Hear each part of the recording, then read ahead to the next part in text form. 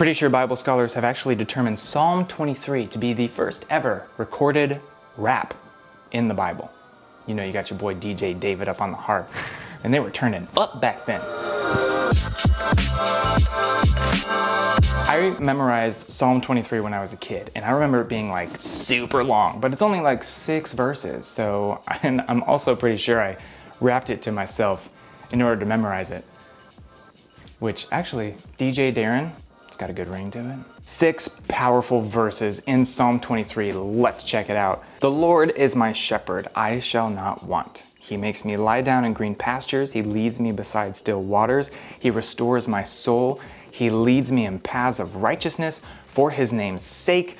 Let me just stop right there because I gotta wrap my noggin around what the heck is going on here. The Lord is my shepherd. This is like Old Testament talk here. You know, a shepherd was most definitely a very popular job back then. And the whole idea of a shepherd, if you don't know, is to keep the sheep safe. Hi, I'm your shepherd. I'm gonna keep you safe.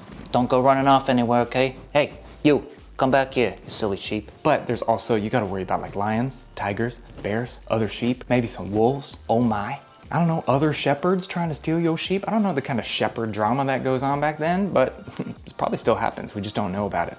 But by saying the Lord is my shepherd, so with it saying the Lord is my shepherd, makes it seem like there's a connection there, like there's a relationship, a one-on-one. More of like I have a direct communication and contact with this shepherd. It's not just a bunch of sheep in a crowd or a gag. What do you call a group of sheep?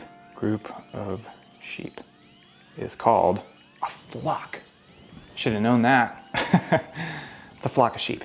Anyway, DJ Darren, gotta stop mixing my tracks and start learning some things. I shall not want. That's a bold statement because there's a lot of things that I want, or at least I think I want. Like, I don't need sneakers all the time, but your boy loves sneakers, so. What I feel like this is saying is that when I'm being shepherded by the Lord, it's not that I should just be content with everything that I have and that I can't pursue my dreams. It's that I don't need to look to other things to bring me love, joy, and peace, like sneakers. It's already fulfilled by the relationship that I have with the shepherd, so that I have everything that I need already in order to pursue those dreams. Let's go. He makes me lie down in green pastures. He leads me beside still waters. Now that's just a chill scene right there. And I don't know about y'all, but if you know anything about me, I have a hard time chilling.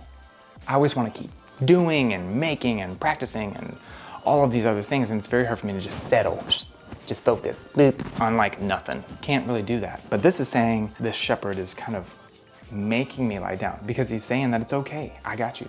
You don't need to do all this by yourself. I'm the shepherd. Leads me beside still waters. I know when I'm trying to lead the way, I'm like, I'm gonna lead the way. And then I rush into some really nasty waves and I'm like, what's going on? I am quite overwhelmed. And then I'm like, this is just out of control. I look really sloppy. I'm drooling. There's a lot of sweat happening in weird areas. This is not just saying that he's going to lead the way, but it's a picture of saying that when he does lead the way, it's like still waters, baby. Look at these still waters. They still there. He restores my soul. He leads me in paths of righteousness for his name's sake.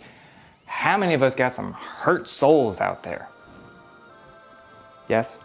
Oh, I'm just answering the question. Anyone else? Healer? I need some healing in my soul, in my heart, in my mind, and I don't know how to do any of that. He can not only do that, but he can continue to lead me from destruction and hurt, and instead lead me more towards what is true and what is healing and what is right. And by doing so, he can continue to prove himself in my life, which is for his name's sake, because he likes to flex. He's like to be like, that was me. Oh, remember that time that you got healed and you didn't know how you were gonna do it? That was me. I'm a healer. That is a radical shepherd. You know that these sheep ain't ready. They'd just be up in some field, snacking on some grass, like, what's up? And you'd be like, sheep, do you not know the kind of shepherd that you have? Even though I walk through the valley of the shadow of death, I will fear no evil, for you are with me. Notice it doesn't say, if I walk through the valley of the shadow of death. No, because we all go through it. My valley could look totally different than someone else's valley. I could be like, I don't have enough income for this month, or I don't know how to get out of this relationship, or it could be maybe help is coming, but it's not gonna be coming for a while. There's a lot of these valleys, and they're dark and they're scary, and there's a lot of unknowns, because when you in the dark and you ain't got no flashlight, how you supposed to see? Cause see now, I will fear no evil. That's a powerful statement. Man, I ain't scared of nothing. What about spiders? I feel like I need to get used to saying that. I will fear no evil. Because that's evil's goal in the first place, isn't it? Just to make us think that we don't have a shepherd who's going to protect us and that we're kind of all alone. And then after that happens, we're in the darkness, then it's just like fear. So though the shadow of death could look different to anybody, it does say that the shepherd is with me. Not that he's gonna show up or we gotta wait for him. The shepherd's gonna be here any minute now, okay? Shadow of death, he's coming. The shepherd's already there and he's armed with everything that's needed to comfort and protect.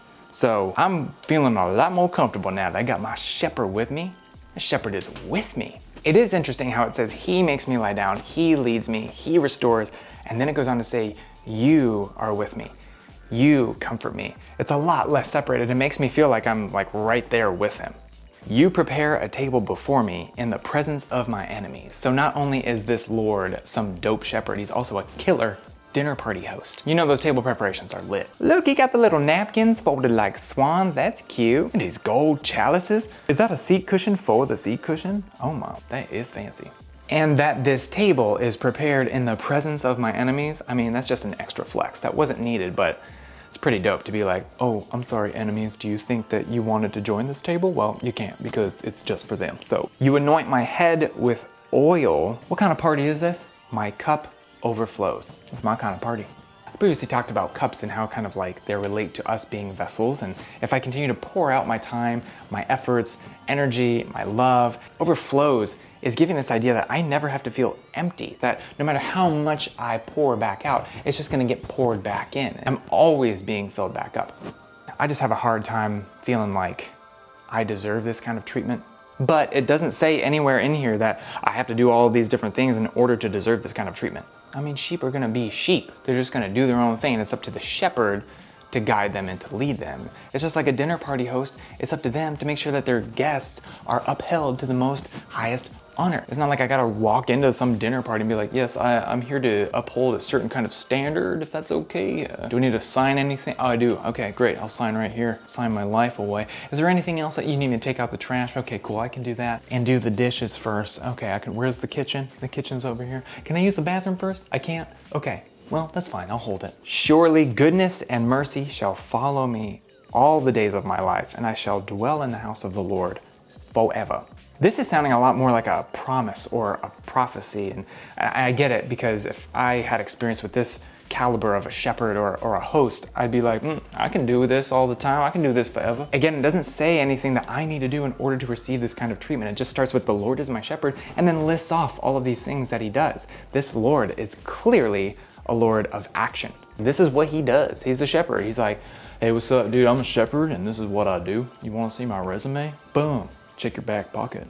Psych, you ain't got back pockets because you're sheep. This is challenging to me because there are times when I feel like I'm the shepherd. I'm in control, I'm leading the way, but to be honest, I just don't have the capabilities to be this kind of shepherd. I don't know what kind of path this shepherd's gonna lead me on or what kind of meal that this dinner host is gonna give me, but I do know that it is not going to be the minimum amount of effort done on this. I feel like it's just gonna be the most of everything, which sign me up, please. I'll take one of those. I can get more for my friends? How about you just give me a lot? Just give me a bunch of them and then I'll spread them out. Thanks. Psalm 23, the first rap in the Bible. I hope that this was encouraging to you in some way, shape, or form. I just find it such a refreshing reminder that I am considered one of a kind in the eyes of the Lord, and that he's going to restore, he's going to comfort, he's going to lead me, he's going to anoint me so that I can continue to grow in my relationship with him. And in turn, share that love and pour it back out to everyone that I come in contact with. And I can do it because I got the cuppeth that overfloweth. I would love to hear your thoughts on this 23rd Psalm, or any other thoughts you have on any other Psalms, or shepherd ideas, or gold chalices. Hit me up with your comments below, and don't forget to subscribe. Hit the notification bell so that you are one of the first to know when the next video lands. Thanks so much for watching, and until next time, don't forget, you are great, and I believe in you. And I'll see you real soon. Bye.